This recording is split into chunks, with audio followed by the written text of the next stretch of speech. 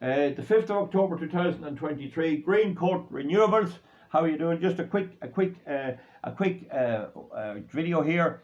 Greencoat Renewable invests in ailing and failing and defunct wind farms all over the world, including Ireland. And just when they should be going bust, they come in singing that they bought another one, and that's keeping the thing going, and that's keeping this old scam of wind farms and solar farms going. But the thing I want to tell you is that over the last 12 months, the share price is valued at €1. So anyone who bought shares gets them at €1. So 10,000 invested in Greencoat is 10,000 shares. Okay, those shares from last year were all about 1.1. That was good performance. So 10% up, and they stayed up there until it came to June this year, when they dropped before the euro, and they did a bit of a rally in the summer. But anyway, folks, in the last while they've fallen below the euro, and this morning they're closing at 94, and they're going down about a 1/4% a day. See there now. Now you can take it on. You see there on the lower end, the bottom end. Not sure what you're seeing from yours. I think that's the right, but I'm not saying that. The low end anyway. The low end there is 90 cent.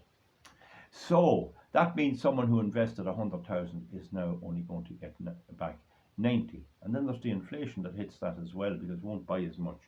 And I've always said, you see, they're not depreciating them correctly. A wind farm's life is 20 years at best. You should be dividing the cost of a wind farm. You should be taking 5% off depreciation every year, so that when you get to the 20 years, you have the total price written off. 5% by 20 years is 100%. So you have it all done. They're not doing that. They're only writing them off at maybe 3% or 4%, and they're saying we'll get planning permission after that time. Even as machines, they won't last any longer than about 18, 20 years. They might bundle on a while to 22, but effectively their useful life is 20 years. And after that, you have to get rid of them. They're scrap metal value, and there could be a big cost to get rid of them. So they'll probably walk away, leaving the farmers to deal with it, the landowners. But for any event, no matter what they do, they cannot pay the interest. Now the interest has now gone up nearly 2.25 times. They cannot pay the interest on the loan they took to buy the wind farms. Some of these are already bought with loans. Greencoat moved in and got a whole lot of naive investors to pour money into their shares. They have a capitalization of slightly above €1 billion. So now these people put in shares instead of debt, and that share money was taken to pay off some of the debt, but they still have colossal debt, and the interest rate on that is rising and is very high. Probably interest rate's about 6% now, so they have to pay that interest rate. One, they have to pay the costs associated with running it, insurance, staff, and all of that, and that's quite big. And when they have that paid, they only have a slice left over. Sometimes it's negative. They have a wee bit of a slice. They get paid the oil price at the moment, so that they have a wee bit improvement there. Then if they took the 5% of the capital cost off, they'd always be in the black. They'd show no profit. So what they do is they cheat. In some cases, they don't properly account for depreciation, to say, well, depreciation is only 2% or 2.5%, or there's some other thing. And what happens then in a lot of these that are making no profit, it's a parent company that's keeping them going. So John Lang bought a wind farm down in Tipperary, and he couldn't make money, and he just pulled out. But in the case of ones owned by other companies like SSE, ESB and that, they simply carried the loss. They carry the loss. The losses goes to them, and the auditors have said that in the account. Now that is a bell. That's a red line, a red bell issue. Anyone investing that sees auditors saying this wind farm is only keeping going because it's propped up by some other company would have to think they're mad to invest. Now, in the case of Greencoat, they are the ones propping it up. They are using investments coming in to prop up the loss-making wind farms, and they're still blowing about buying one in Germany. So the scheme they had lined up was, as wind farms go wallop and can't go on under distress, the owners who invested get out by getting Greencoat coming in, and their investors carry the can. How they can be so stupid and have to realise that you have the cost to take out, you have the depreciation if you count it right. After 20 years, there's nothing. You have nothing, only a big cost to take them out, maybe a bit of scrap value, and there's all kinds of issues. So what's happening now is that finally, as the downturn comes and the era of free interest, or maybe 0.5% interest, is gone, and you're up into 6% interest, or that, you see that the reality will eventually come home to roost. And we had a kind of a meeting. There's the share price again. We had a kind of a meeting the other day, by virtue of Zoom meeting of people who were all on the one mind as us.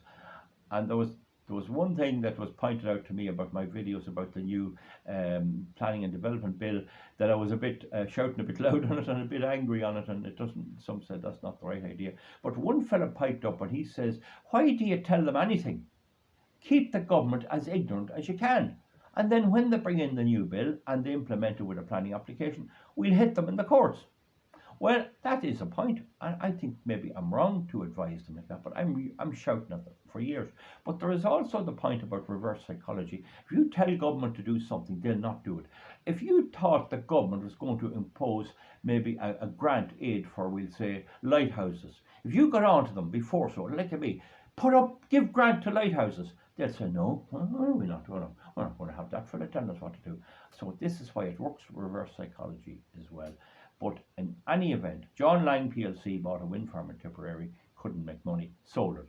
Greencoat bought it, we have it. Great addition to our portfolio. Where did the money come from?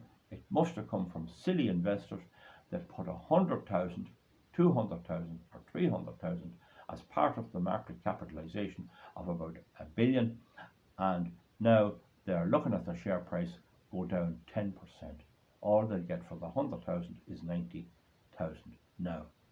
And then there's inflation and all that to be taken into account. So we'll see. If it goes up, if it rises in the next while, I'll have to come on and make a video. I undertake to do that. It won't rise. I know well it won't rise. You have a technical recession announced on the radio yesterday, and you have all kinds of problems brewing with banks and all. So what will happen then?